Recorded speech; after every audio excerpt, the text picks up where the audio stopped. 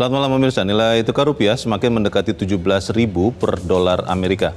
Saat ini ketegangan geopolitik baru dari dampak invasi Amerika Serikat ke Venezuela dan rencana ke Greenland diduga bisa membuat nilai tukar rupiah semakin tertekan. Indonesia perlu mengantisipasi dampak ketegangan baru geopolitik ini, terutama menjaga nilai tukar rupiah dan stabilitas perekonomian. Pemirsa, bersama saya Leonard Samosir, inilah Top Ekonomi.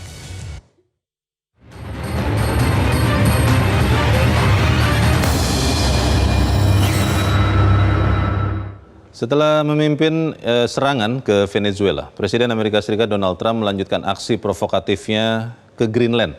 Dan sebagaimana diisyaratkan oleh Trump, besar kemungkinan aksi provokatif itu akan berlanjut juga ke Iran. Akan seperti apa aksi beruntun Trump ini berdampak terhadap ekonomi dunia, khususnya juga kepada nilai tukar rupiah.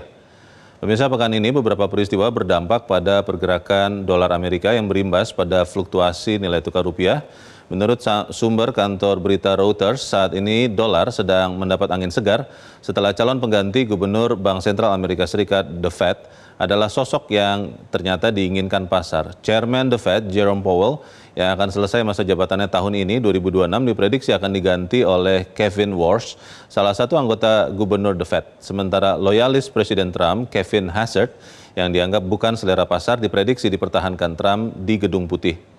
Isu lain yang mempengaruhi kekuatan atau otot dolar Amerika Serikat adalah aksi provokasi Amerika Serikat yang mengancam 8 negara Uni Eropa dengan tarif baru yang tinggi kalau tidak setuju dengan rencana Amerika Serikat menguasai Greenland. 8 negara yang diancam Trump itu adalah Finlandia, Denmark, Jerman, Prancis, Inggris, Belanda, Swedia, dan Norwegia. Trump mengancam akan menerapkan tarif 10% mulai 1 Februari dan kemudian menjadi 25% mulai 1 Juni kalau 8 negara Eropa itu menentang pencaplokan Greenland oleh Amerika.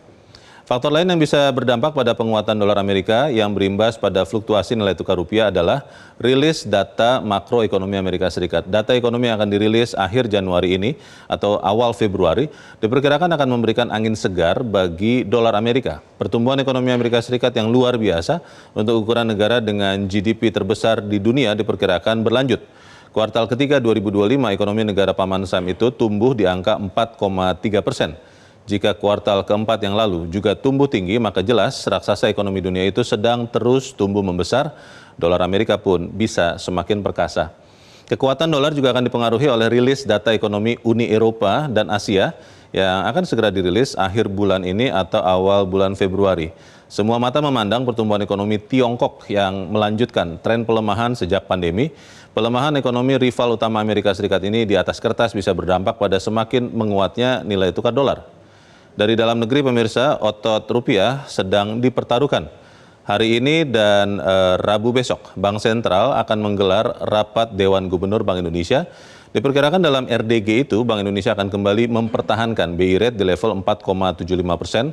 Isu pelemahan rupiah diperkirakan akan menjadi salah satu isu utama dalam RDG BI pekan ini.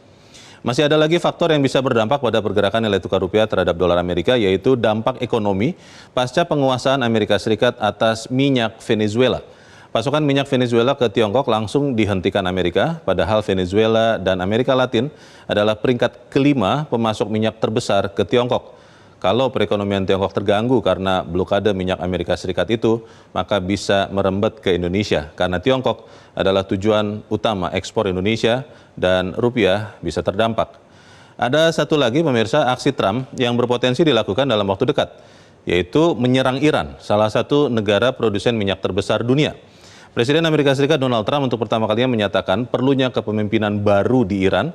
Sinyal Trump ini jika terjadi akan menjadi sumber ketegangan baru di pentas geopolitik dunia. Jika Amerika Serikat menyerang Iran, maka dua pemasok minyak utama ke Tiongkok dalam penguasaan Amerika Serikat. Boleh waspada pemirsa, boleh juga tetap optimis.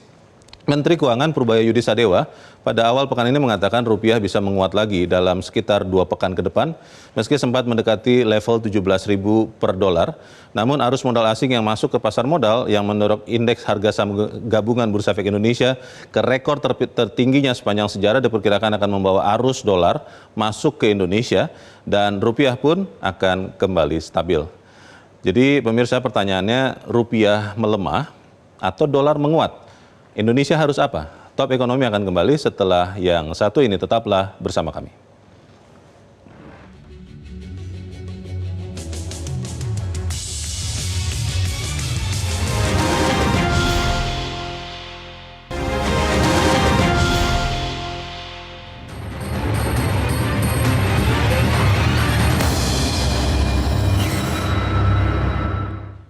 Dan pemirsa, malam ini telah hadir 4 orang narasumber, 3 orang hadir secara fisik dan 1 orang hadir lewat sambungan telekonferen. Saya perkenalkan dulu narasumber saya di Studio 1 Metro TV. Di sebelah saya adalah tenaga ahli utama Kantor Staf Kepresidenan Muhammad Putra Hutama. Mas Tama, selamat malam. Selamat malam, Mas. Terima kasih sudah hadir. Terima kasih. Kemudian juga telah hadir bersama kita Direktur Program dan Kebijakan Center for Policy Studies Prasasti, Peter Abdullah. Pak Peter, selamat malam. Selamat malam, Pak Leo. Terima kasih sudah hadir. Juga telah hadir bersama kita Chief Economist Permata Bank, Joshua Pardede. Pak Joshua, selamat malam. Selamat malam, Bang Leo. Terima kasih telah hadir. Dan juga bergabung bersama kita lewat sambungan telekonferensi pendiri Freedom Institute, Rizal Malarangeng. Bang Rizal, selamat malam. Selamat malam, Bung. Apa kabar? Selamat Baik. malam teman-teman yang di studio. Iya. Maaf nggak bisa hadir di studio nih. Tidak apa-apa, Bang Rizal. Yang paling penting adalah pemikiran Anda. Saya ingin bertanya langsung kepada Bang Rizal. Kalau saya lihat di latar belakang Anda kelihatannya bukan sedang di Davos begitu ya, membicarakan World Economic Forum. Tapi pertanyaannya, Bang Rizal, kalau Anda lihat yang dilakukan oleh Trump sejauh ini, apakah itu memang akan terpenuhi ketika Maduro sudah diambil dan Trump mengatakan akan mengambil Greenland, juga berpikir akan menguasai Iran? Menurut pengalaman Anda, apakah itu akan benar-benar dilakukan Trump, Bang Rizal, atau seperti apa? Baik, terima kasih. Kalau Anda sebut soal Davos, saya kira Davos ini mungkin menjadi salah satu Davos yang terpenting ya setelah puluhan tahun sejarahnya gitu. Presiden Trump lagi terbang ke Davos dan Pak Prabowo juga on the way to Davos tuh. Yeah. Dan akan beberapa topik yang akan sangat hangat dan ditunggu oleh semua peserta di sana. Jadi bagus tuh Anda perhatikan Davosnya. Nah, pertanyaan Anda soal politik dan barangkali pengaruh ekonominya ya, kan ini topik ekonomi. Tapi betul. Kalau soal Venezuela, saya kira pengaruhnya agak kecil ya, karena ini kan bukan termasuk negara besar gitu, dan produksi minyak juga, kalau kita bicara minyak kan less than 1 million barrel per year ya, kalau nggak per day ya. Jadi apa namanya kan memang lagi rusak tuh karena sosialisme ala Chavista. Jadi bisa berdebat soal baik dan buruknya tindakan Trump atau bagus dan benarnya buat masa depan Venezuela melepaskan diri dari diktatoran Chavismo gitu. Tapi pengaruh ekonomi saya kira jangka pendek hampir nggak ada itu. Kalau soal minyak pasti memperbaiki situasi minyak di Venezuela yang dinasionalisasi selama 3 dekade oleh rezim sosialis, kediktatoran sosialis kan nggak gampang. Jadi memang Greenland yang akan jadi faktor penting, tapi pengaruhnya ekonomi nggak langsung seketika saya kira. Kalau cuma sekedar tarif, Bang Rizal, kan sudah ya. Yang saya ingin tanyakan menurut pengamatan Anda, terutama ketika Greenland ini dan Iran ya, Greenland dulu nih Bang Rizal. Trump benar-benar akan mempertaruhkan hubungan dengan NATO atau seperti apa? Nah, kalau Iran nggak akan ada invasi lah, gitu kan.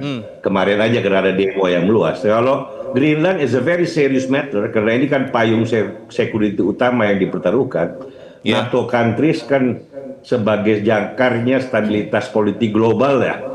Kalau kita mau bicara seperti itu 80 tahun terakhir gitu setelah Perang Dunia Kedua, dan kalau hubungan antara Amerika dan Uni Eropa memburuk, jangan lupa ini dua hubungan entitas politik dengan ekonomi terbesar.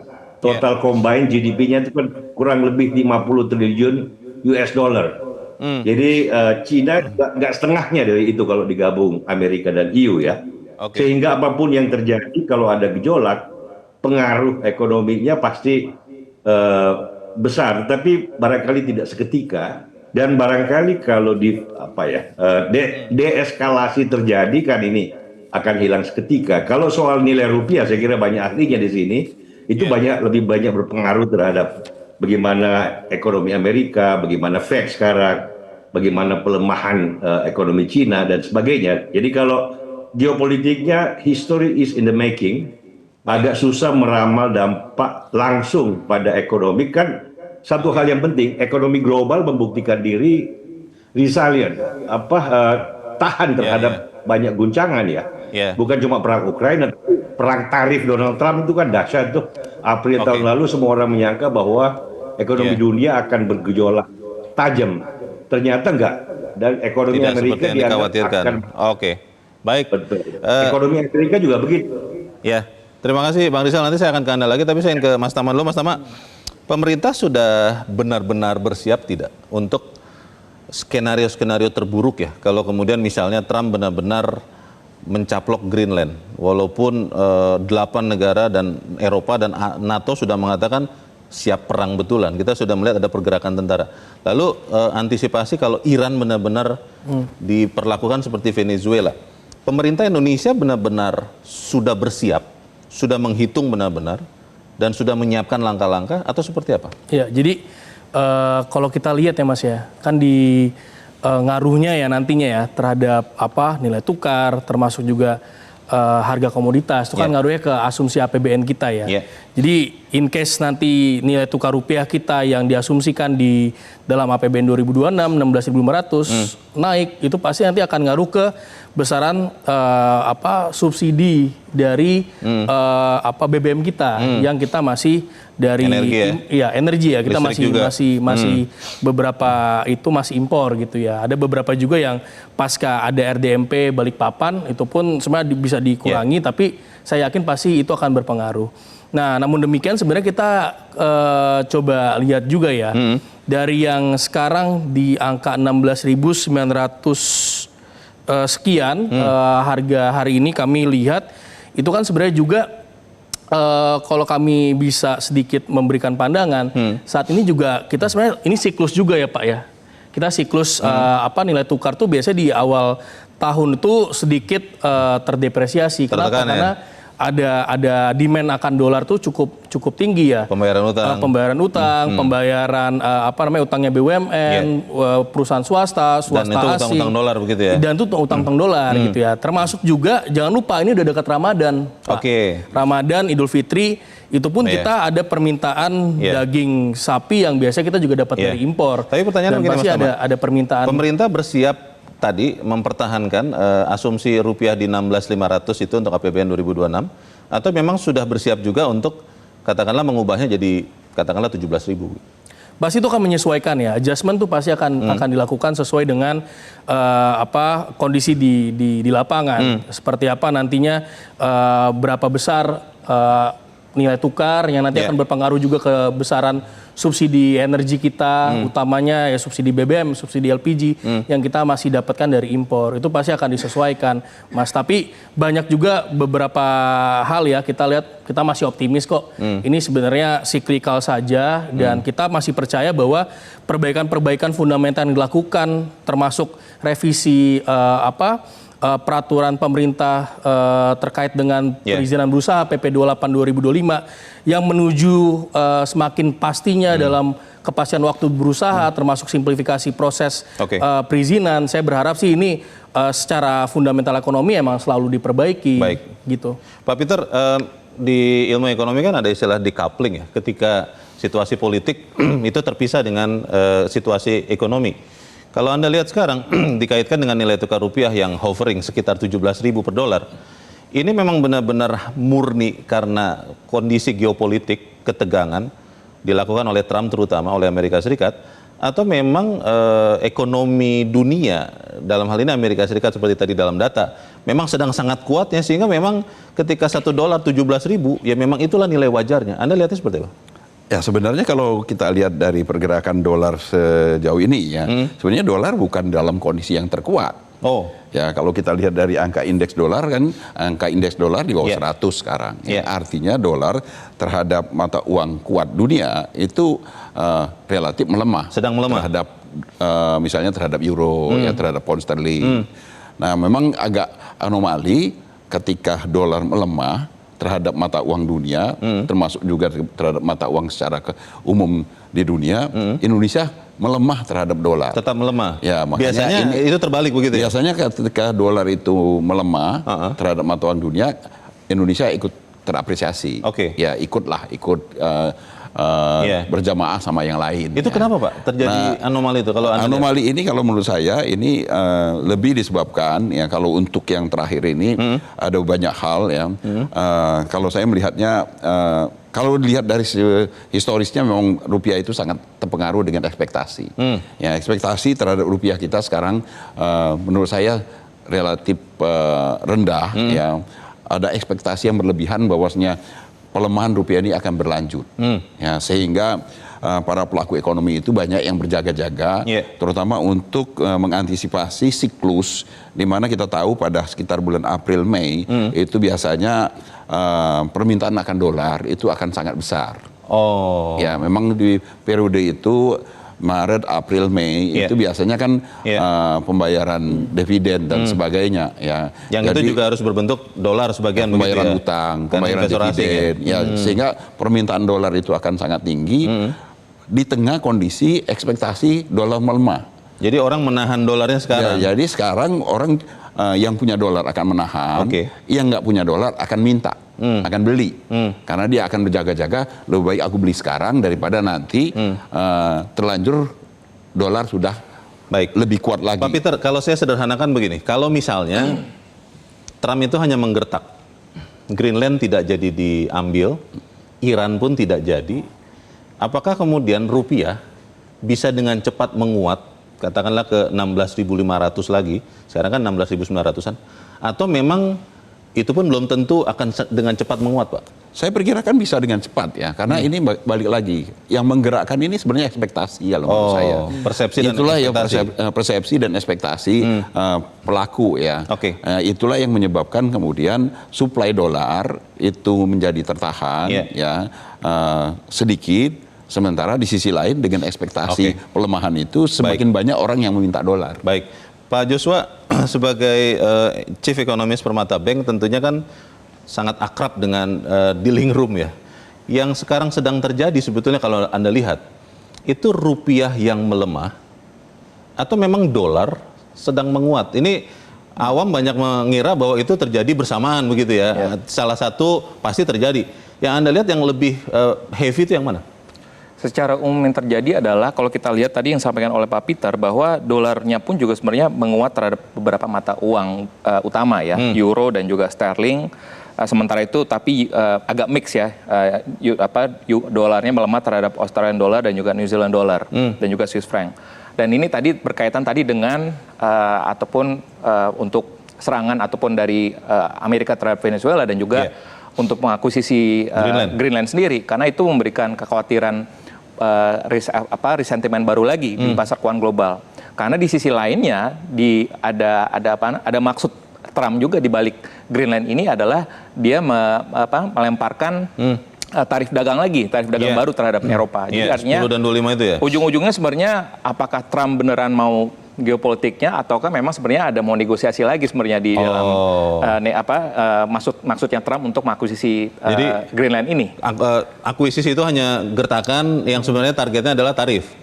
Ya itu masih kemungkinan. Tapi yang terjadi kalau kita lihat sebenarnya ada faktor globalnya, tapi juga kita tidak bisa menampilkan bahwa ada faktor domestiknya. Ya, di mana kalau kita lihat sekalipun memang sampai dengan tanggal 19 Januari kemarin masih terjadi inflows ya, baik itu di stock market ataupun di bonds market. Maksudnya US masuk ya, US dollar masuk ya? Aliran modal asing tetap tercatat masuk, namun kenyataannya kalau kita lihat pelemahan rupiah ini pun juga dipengaruhi juga oleh kenaikan imbal hasil dari surat utang pemerintah Indonesia 10 tahun.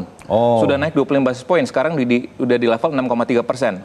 Sekalipun di sisi lainnya IHSG meroket terus ya. Betul. Nah, tapi ini menjadi salah satu indikasi bahwa selain tadi ada faktor globalnya, ketidakpastian global, makanya selain dolarnya menguat juga, tapi harga emas juga meningkat ya, safe haven asetnya pun juga meningkat. Karena tidak pasti ya. Betul. Tapi yang perlu kita cermati juga di sini ada kekhawatiran investor, khususnya kalau kita mengikuti beberapa kantor berita asing, menunjukkan bahwa investor asing pun juga concern terkait dengan pelebaran defisit APBN.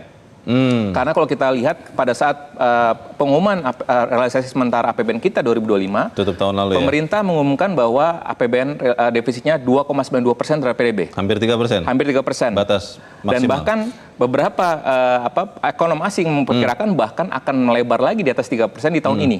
Jadi concern itulah yang menyebabkan akan ada peningkatan supply dari SBN ataupun obligasi, sehingga investor asing meminta ataupun risk premiumnya cenderung meningkat, sehingga inilah yang tercermin bahwa rupiahnya melemah dan pada akhirnya ikut mendorong peningkatan dari imbal hasil SBN. Di hari-hari terakhir ini Pak Joshua, kalau misalnya ada informasi dari rekan-rekan di dealing room kantor Anda, lebih banyak transaksi yang memang dibutuhkan, yang memang ada underlying transaction ya, pembelian dolar, atau juga sudah mulai orang-orang berspekulasi, atau yang tadi dikatakan Pak Peter, ada kebutuhan baru bulan April, bulan Mei, tapi karena khawatir akan lebih mahal lagi, kita mulai beli dari sekarang. Itu lebih banyak yang memang real transaction, atau sudah mulai ada yang spekulasi lagi yang Anda dengar?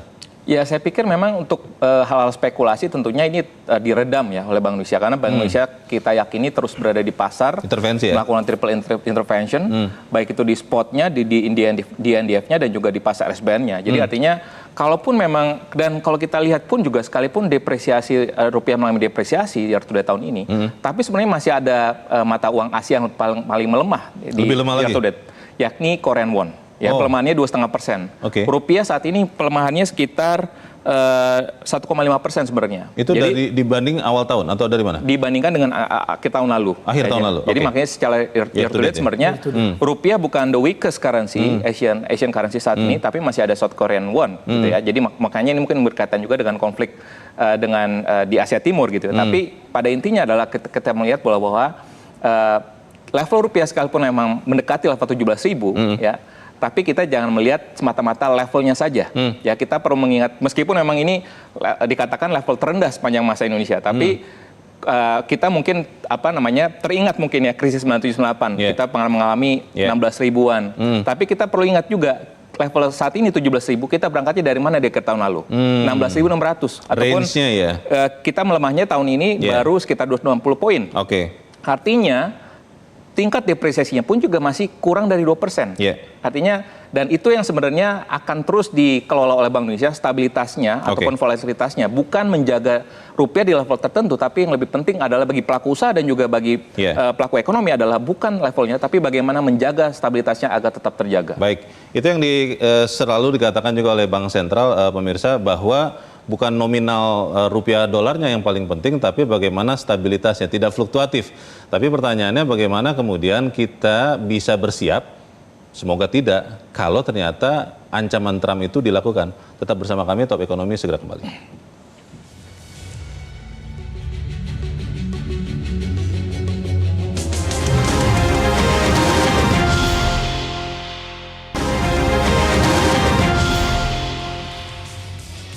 Terima kasih Anda masih bersama kami. Kita masih membicarakan bagaimana pergerakan nilai tukar rupiah, terutama yang disebabkan oleh kondisi geopolitik. Saya ingin ke Bang Rizal lagi. Bang Rizal, kalau Anda lihat yang sekarang dilakukan oleh banyak negara, termasuk Indonesia tentunya, adalah mulai menggalang diplomasi yang lebih intensif untuk mempengaruhi Donald Trump supaya kemudian tidak memperkuat unilateralisme. Anda lihat, Bang Rizal, itu akan efektif atau memang ya percuma saja? Bagaimana Bang? Ya pasti nggak akan percuma kalau diplomasi ya. Kan sejauh masih bisa diomongin, kan lebih bagus daripada perang gitu. Tapi kalau soal, memang sekarang dunia sedang berubah. Geopolitiknya lagi bergeser. Setelah perang dingin barangkali ini tahap yang paling penting nih. Dan apa yang terjadi dengan hubungan Amerika dan Eropa, pilarnya ini sedang goyah gitu oleh tadi yang disebut dengan kemarin oleh soal tarif, tetapi kan udah lewat, sekarang oleh soal Greenland. Tapi yang jelas tidak akan terjadi invasi militer ke Greenland karena 70% bahkan Partai Republikan itu nggak setuju ya. Dan kalau mau invasi nggak ada juga yang bisa diinvasikan, nggak akan ada perlawanan gitu. Jadi bukan invasi yang akan terjadi, tetapi barangkali sebuah bentuk kompromi ya.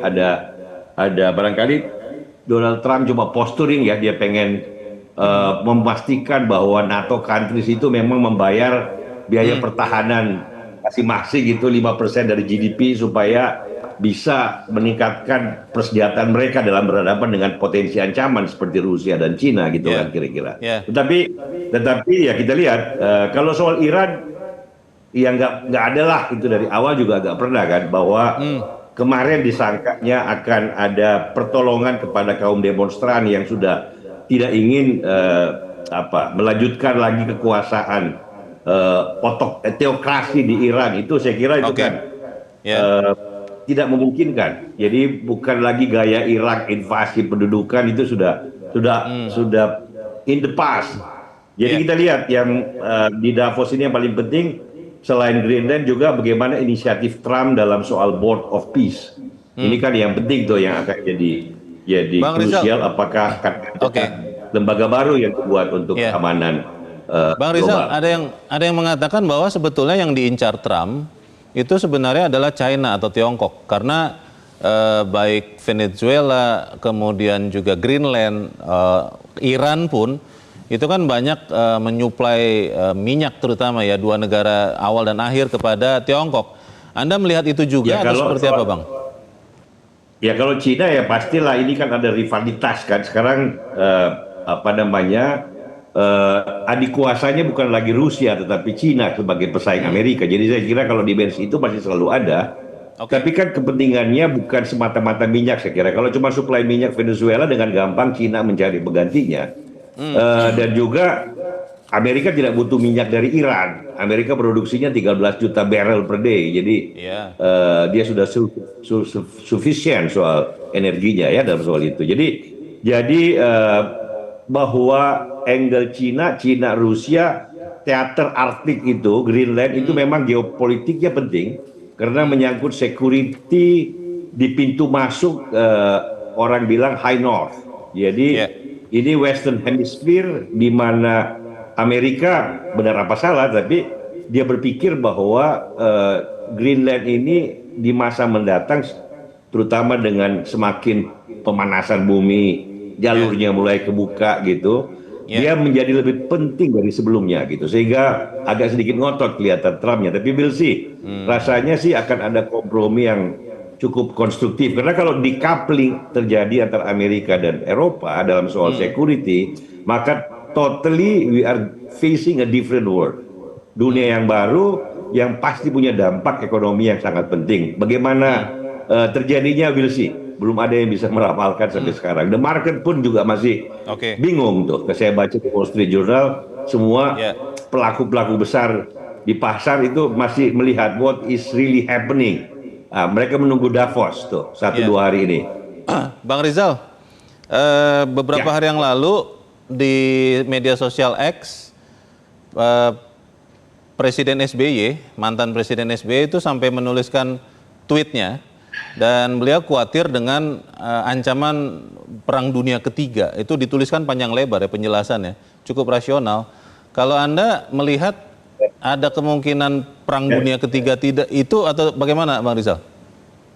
Ya, ini yang terjadi the second Cold War, bukan perang dunia ketiga lah kalau kita mau lihat yang the immediate ya. Tetapi kalau yang kedua. Perang dunia ketiga aja kapan? Who knows. Tetapi kan selama ini tidak terjadi karena ada deterrence, masing-masing superpowernya punya nuklir. Jadi kalau perang dunia ketiga hancur semua. Kalau perang dunia kedua kan korbannya 50 juta. Perang dunia pertama 10 juta, jadi 5 kali lipat. Kalau perang dunia ketiga 5 kali 50 juta kan 250 juta orang mati. Apa mungkin kita ke sana? Itu kan sulit dipercaya gitu. Semoga tidak ya, semoga tidak. Makasih Bang Rizal. Mas Tama, kalau di dalam negeri Menteri Keuangan Purbaya mengatakan bahwa rupiah ini memang sedang melemah tapi akan segera menguat karena ada inflow. Tadi Pak Peter, Pak Joshua sudah mengatakan ada dana asing yang masuk ke pasar modal. IHSG itu sebagian disumbangkan oleh masuknya dolar dari luar. Makanya kita melihat fenomena yang anomali juga, rupiah kena ke level terendah sepanjang umur Republik, tapi indeks harga saham gabungan kena ke level tertinggi sepanjang ada bursanya juga. Pemerintah melihat bahwa memang rupiah ini seperti yang diprediksi Menteri Keuangan tidak lama lagi akan kembali menguat, atau seperti apa prediksinya? Ya, jadi kalau tadi yang kami sampaikan ya, kalau kami melihat ini emang ada pola siklikal, ada pola siklus yang emang sebenarnya Awal di tahun itu ya? awal tahun gitu ya. Ya meskipun tadi ya mungkin salah satu juga bisa kita harus jaga ekspektasi masyarakat bahwa sebenarnya ini akan kembali lagi sesuai dengan yang diinginkan target oleh pemerintah.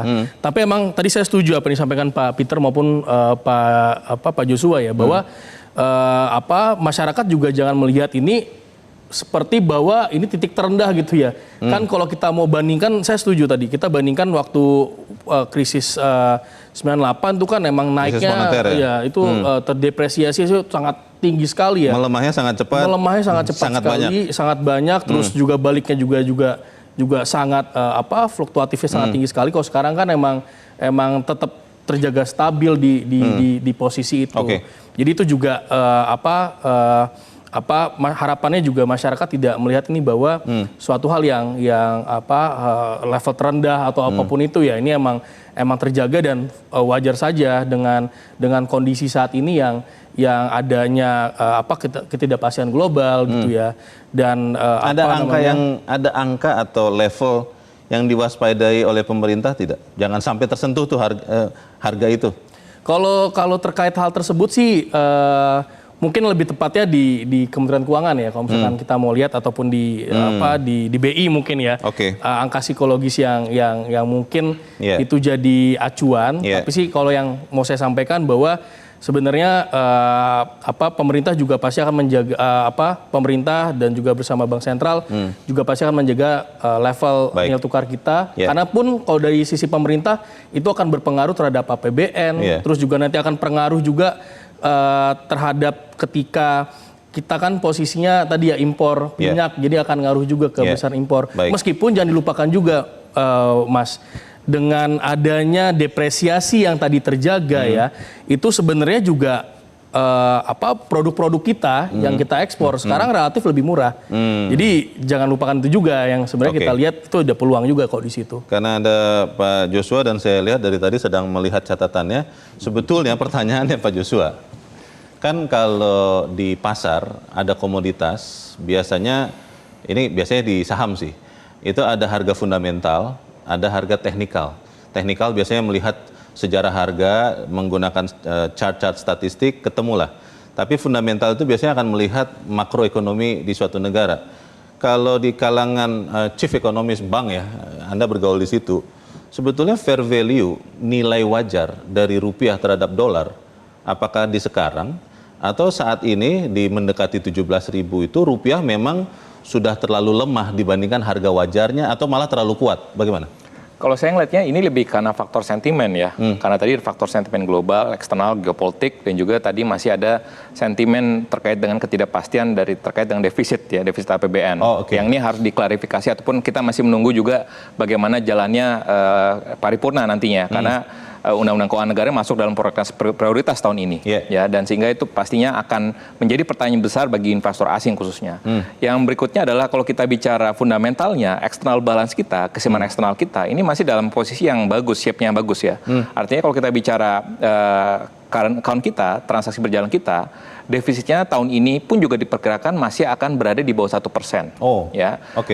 Neraca perdagangan kita surplusnya dari sejak Mei 2020 sampai dengan November tahun lalu itu tetap surplus berturut-turut. Jadi sebenarnya in terms of fundamental dan juga cadef kita di akhir tahun lalu itu mencatatkan 156 billion US dollar. Artinya kecukupan cadef kita itu di atas ambang batas yang dipersyaratkan oleh internasional gitu untuk ya. Impor itu ya. Untuk pembayaran impor dan juga pembayaran utang luar negeri pemerintah.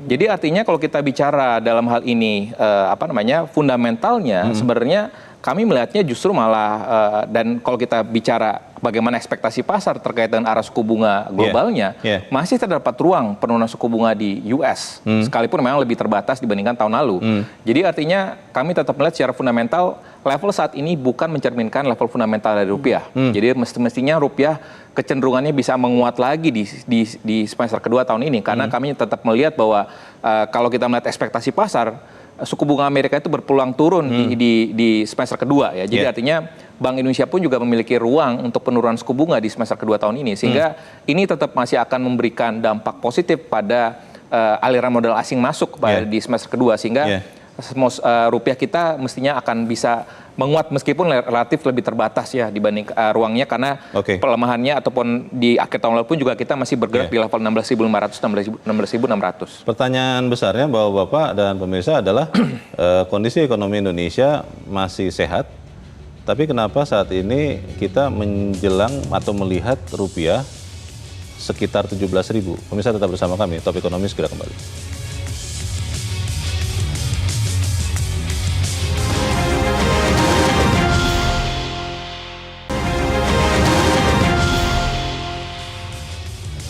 Terima kasih Anda masih bersama kami dan kita ada di bagian akhir diskusi kita malam ini. Pak Peter, kalau melihat semua fundamental ekonomi sebetulnya baik-baik saja, apakah memang murni pelemahan rupiah atau penguatan dolar saat ini itu lebih karena persepsi saja, karena kekhawatiran melihat ketegangan geopolitik dunia, atau apa Pak Peter?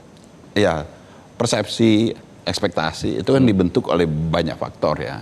Yang melihat faktor eksternal, kondisi geopolitik, ketegangan Trump, ya, inaction itu, ya, dan kemudian juga di dalam negeri juga banyak hal ya, seperti disampaikan oleh Mas Joshua juga tadi, ada ancaman pelebaran defisit yang kemudian menyebabkan ada dorongan untuk keterdesakan dari pemerintah untuk memenuhi APBN. Hal-hal yang seperti itu kan tentu akan membentuk ekspektasi bahwasanya rupiah ini akan dalam tekanan. Ya. Dan di tengah kondisi ekspektasi seperti itu, persepsi seperti itu, ada kebutuhan siklus di mana biasanya pada bulan Maret, April, Mei itu akan kebutuhan akan dolar akan meningkat. Hal inilah yang bersama-sama yang mendorong rupiah itu melemah. Ya. Tapi saya sependapat tadi bahwasanya ini yang harus dikomunikasikan, bahwasanya pelemahan rupiah itu masih di dalam range yang sebenarnya masih terjaga. Ya, memang secara angka, secara level rupiah itu melemah sampai mendekati 17.000. Sudah melipir, udah sangat dekat dengan 17.000. Tetapi kalau kita lihat dari besarnya pelemahan, ini belum besar sebenarnya, ya belum, apalagi kalau dibandingkan masa krisis dulu. Ya. Karena kalau masa krisis dulu memang benar angkanya sama di kisaran 17.000. Tapi dari mana awalnya? Dari 2.500. Kasih gambar lengkapnya begitu ya? Gambar lengkapnya kan adalah kita lihatnya dari 2.500 menjadi 17.000. Kalau yang ini 16.500 menjadi 16.900. Hampir 17.000. Hampir 17.000. Jadi kalau dilihat dari cerita di balik itu, sebenarnya kita nggak perlu terlalu khawatir. Bahwasanya ini sudah mendekati kondisi yang dulu. Dan oleh karena itu juga sebenarnya peluang untuk dia kembali ke di kisaran 16.500 itu sangat terbuka lebar. Cuman saya memang melihat tidak akan segera. Baik. Bang Rizal, kalau Anda kan di Freedom Institute juga sering memberi nasihat ke kantor Menko Perekonomian. Bang Rizal, bagaimana atau apa yang harus segera dilakukan oleh kantor Menko ya? Ngobrol-ngobrol lah. Apakah kantor Menko Perekonomian sudah aware dan sudah bersiap dengan apapun skenario yang terjadi geopolitik dan dampaknya ke rupiah, atau seperti apa Bang Rizal? Saya kira semua kelengkapan pemerintah yang ada ya, baik Kemenko Perekonomian, Kementerian Keuangan, BI, saya kira membaca dengan seksama perkembangan baik domestik maupun internasional. Nah, dalam hubungan dengan internasional kan memang Pak Airlangga sudah di ujung penyelesaian tarif kan dengan Amerika yang formal ya. Semua substance sudah disepakati dan barangkali akan diteken oleh Pak Trump dan Pak Prabowo dalam waktu yang tidak terlalu lama lagi untuk memberikan kepastian. Karena kan selama belum ada dokumen yang diteken kan masih semuanya temporer. Jadi kalau sudah lebih banyak kepastian akan lebih bagus lagi. Di luar masalah geopolitik dan gejolak Trump atau gejolak dengan Iran atau Cina atau Rusia itu kan memang very unpredictable saat ini, karena memang zamannya lagi berubah, Kalau Anda lihat yang dilakukan oleh pemerintah sejauh ini, Bang Rizal, sudah cukup atau memang ada hal-hal yang mungkin seperti komunikasi atau penjelasan kepada masyarakat yang harusnya lebih ditambah lagi? Mungkin komunikasi ya, karena tadi kan Pak Joshua, teman-teman yang lain mengatakan bahwa secara pergerakan nilai rupiah sekarang kan masih oke lah.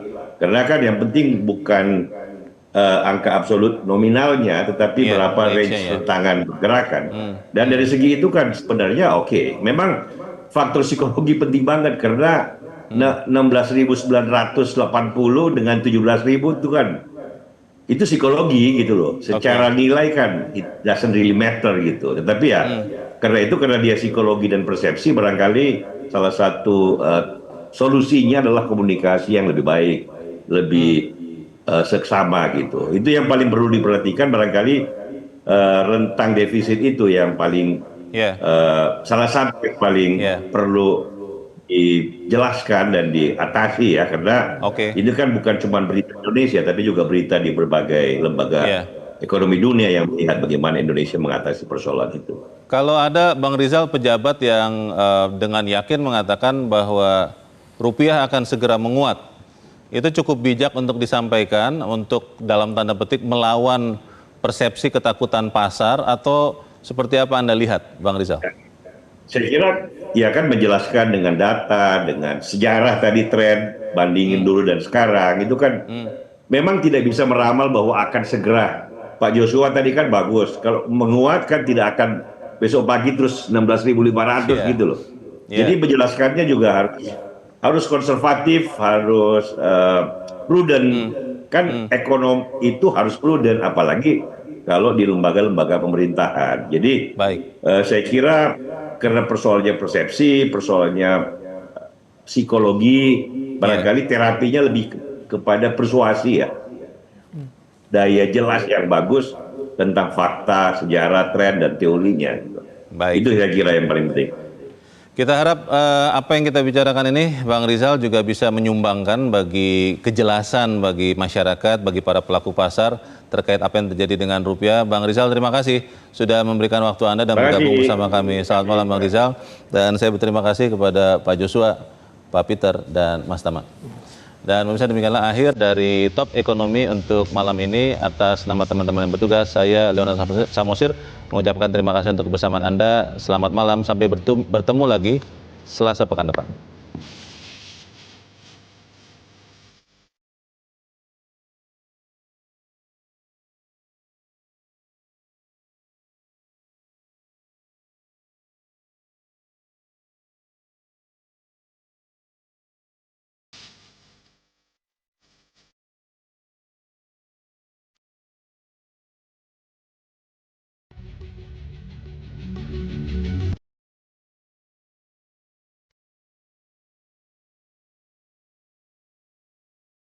Metro TV. Jelajahi cara baru mendapatkan informasi. Download Metro TV Extend sekarang.